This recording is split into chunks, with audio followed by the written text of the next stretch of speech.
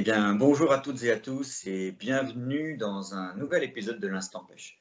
Aujourd'hui, nous inaugurons une nouvelle rubrique qui s'appelle les 3 questions A. J'espère que cette idée vous plaira. N'hésitez pas à me le dire dans les commentaires, à mettre un pouce bleu pour m'encourager et si ce n'est pas encore fait, abonnez-vous à la chaîne.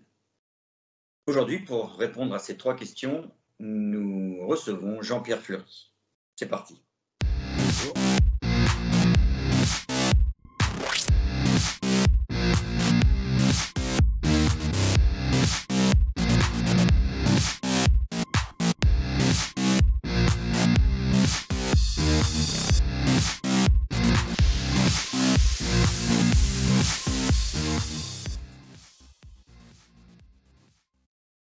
Bonjour Jean-Pierre Fleury.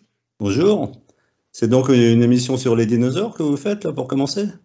C'est une émission sur la pêche et Ah plus bon? particulièrement la nature et la pêche dans sa D'accord. globalité. Personne n'a oublié Histoire naturelle, Jean-Pierre Fleury, dont vous êtes l'un des créateurs. Et dans votre parcours extraordinaire, vous avez aussi été le patron de la chaîne Season. Donc tout naturellement, ma première question, ça serait comment décririez-vous votre rapport à la nature? Oh bah, il est essentiel, il est constant, il est primordial, il est vital. Voilà. D'habitude, vous êtes un petit peu plus bavard, Jean-Pierre. Ah bah vous m'avez dit qu'on n'avait que 3 heures, donc j'essaye un petit peu d'être concis. Alors comment je le conçois? Eh bien, à chaque instant, là je suis en train de regarder, j'ai un paysage merveilleux devant moi, et je sais ce qu'il y a dedans. Il y a le printemps qui arrive, il y a, devant moi il y a la mer, avec tout ce que ça peut vouloir dire. Je vais m'étonner, là je regarde au-dessus justement pour voir, il y a, bah, ça y est, il y a les rouges-gorges qui viennent me dire bonjour, les rouges-gorges qui sont comme c'est le printemps, ils sont habillés propres, hein, ils sont habillés pour vous savez que les oiseaux se changent de plumage parce que le Mhm. printemps arrive, donc c'est un moment merveilleux. Le rossignol va pas tarder à arriver. J'ai l'impression qu'il va chanter pour moi, mais je sais que c'est pour lui qu'il chante. Mais je sais aussi ce qu'il dit. Vous savez ce qu'il dit quand il chante comme ça? Non, dites-moi. Bah, il dit aux autres rossignols, mon pote, si tu viens ici, je te pète la gueule. Donc c'est pas, vous voyez, c'est ces choses-là qui m'amusent beaucoup. Là, bon, bah, je suis à ranger des caméras. Vous voyez, je suis plus très télégénique. J'ai le poil qui prend le dessus, mais j'écris et j'écris sur la nature et j'écris, bon, alors des guides ou alors des choses beaucoup plus, je vais dire, poétiques que je me prends pas pour Victor Hugo, mais j'essaye de ressembler à des gens comme Vincenot ou autres qui étaient des grands littérateurs relativement contemporains de ce monde où les gens avaient encore la possibilité, et ont encore la possibilité, parce qu'il suffit d'y aller, de vivre un petit peu comme, je vais dire, de la Bible, comme les Pygmées, vous savez. Les Pygmées sont des gens de petite taille, je correspond au signalement, qui vivent dans la forêt de chasse, de pêche et de cueillette. Bon, il m'arrive de temps en temps, effectivement, d'aller à la chasse, de pêcher et puis d'aller cueillir. Là, c'est la saison des asperges sauvages. Je les entends pousser. Alors justement, Jean-Pierre, cette chaîne s'adresse à tous les passionnés de pêche et de nature, qu'ils soient débutants ou initiés.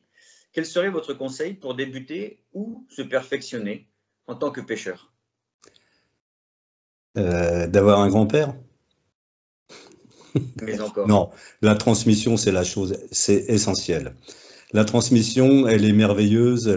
Le plus beau sourire que vous puissiez arracher à un enfant ou même à quelqu'un qui n'a jamais été à la pêche, c'est de le regarder prendre son premier poisson. Je l'ai filmé souvent ça. J'ai dit au caméraman, il prend un gardon, le gardon on s'en fout. Regarde, l'enfant va te donner quelque chose qui est unique, c'est un one shot.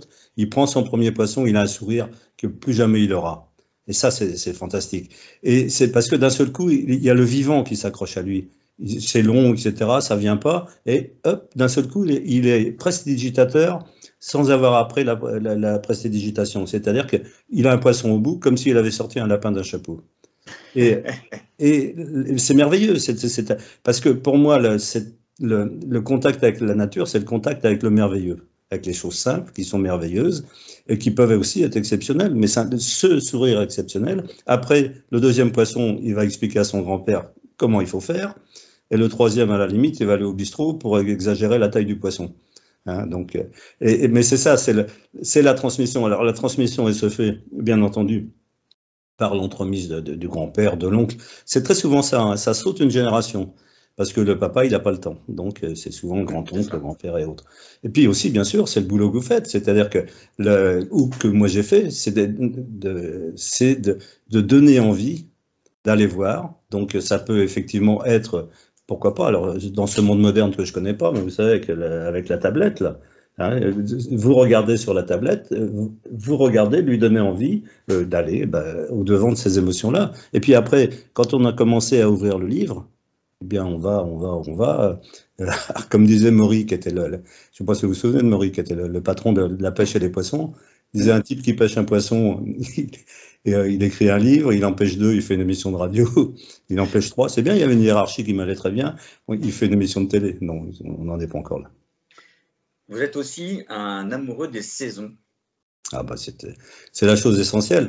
C'est marrant parce que hier j'ai enregistré, je fais des émissions de radio ici en Corse, et j'ai enregistré une émission sur le printemps. Donc là, je citais Brassens, s'il est des pays imbéciles où jamais il ne pleut, parce que là il fait toujours le même temps. Là, alors, je ne vais pas vous faire le cours que j'ai fait hier, mais j'avais appelé ça, et pourtant elle penche. Pourquoi y a-t-il des saisons? Parce que la Terre penche sur son axe. Ah ouais. D'accord. Alors, bon, dans 4 milliards d'années, à 2 heures moins le quart, elle va basculer d'ailleurs, mais enfin, on en reparlera si vous voulez. Et donc, grâce à ça, il y a ces saisons, et ces saisons qui appellent, alors la saison, tout ce qui provoque, je parlais tout à l'heure que les oiseaux doivent s'habiller propre, sont en train de s'habiller propre, c'est ce qu'on appelle la photopériode. La photopériode, c'est la longueur du jour. Ça déclenche absolument tout. Ça déclenche les mouvements d'amour, les mouvements d'humeur, et tout ce que vous voulez. Et sans ça, ben on s'emmerde. Les gens qui ont vécu quelque part du côté de l'équateur, il fait jour à 6 heures du matin, il fait nuit à 6 heures du soir. Et c'est pratiquement tout le temps. On attend la pluie, il y a la saison des pluies, heureusement, pour rompre un petit peu la monotonie, mais on s'ennuie. Donc les saisons, c'est quelque chose de fantastique. Et avec, justement, là on arrive à notre thème, l'enfance qui perdure dans la tête de quelqu'un, dans votre tête, je veux dire, dans ta tête, mon petit gars, je t'ai connu tout petit, hein, qui perdure dans ta tête, je veux dire, c'est pipi au lit la veille de l'ouverture. Oui. Hein. Et sans saison, ben, il n'y a pas d'ouverture. Donc voilà, on peut en parler pendant des heures. Hein, Mais vous avez tout dit. Alors, j'ai même pas eu le temps de poser ma question. Vous êtes parti sur les saisons et Ah c'est bah tu m'as dit que fantastique. j'étais trop court au départ, là maintenant il faut que tu trouves le bouton fin. Hein. C'est tout. Mais d'ailleurs, c'est déjà la fin, Jean-Pierre. Ah Merci bon? d'avoir répondu à ces Bah, trois c'est gentil. questions. Super. Euh, Fantastique de vous avoir eu parmi nous. Merci à Eh ben, ça tous. me fait un immense plaisir. Et puis voilà. Comment on dit, gardons-la, c'est ça? Tout à fait. C'est ce que je vais dire dans quelques minutes. Voilà. Merci de nous avoir suivis. Merci Pourquoi le d'être gardon fidèles. s'appelle le gardon? Comment? Pourquoi un gardon s'appelle un gardon? Bah, vous allez me le dire. Bah, bien sûr. Bah, c'est juste, on retrouve le mot d'ailleurs. C'est qu'autrefois, les anciens, du temps où il fallait baptiser les choses, l'étymologie est quelque chose de primordial, même aussi pour connaître la nature. Dis-moi comment tu t'appelles, je te dirai qui tu es. Gardon, c'est parce qu'on considérait que le gardon est un poisson casanier, qui gardait sa place. Il ne gardait pas D'accord. un manu militari, mais il restait là. Donc ça s'est appelé tout bêtement gardon. Voilà. Eh ben alors, il n'y a plus Encore qu'à dire bravo. merci, à Allez, bientôt. Et bien sûr, c'est le printemps. gardez-la. Salut. Au revoir, Jean-Pierre. Au revoir.